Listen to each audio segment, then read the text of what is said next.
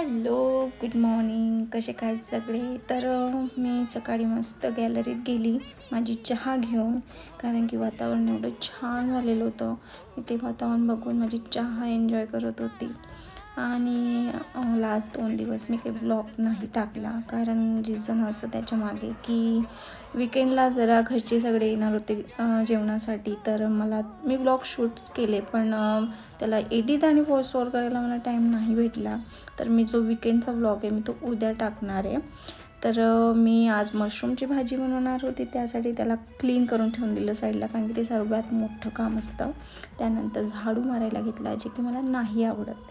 मग माझा व्लॉगिंग करण्यासाठीच कॅमेरा ठेवत होते मी, तर तो परत खालीच पडत होता.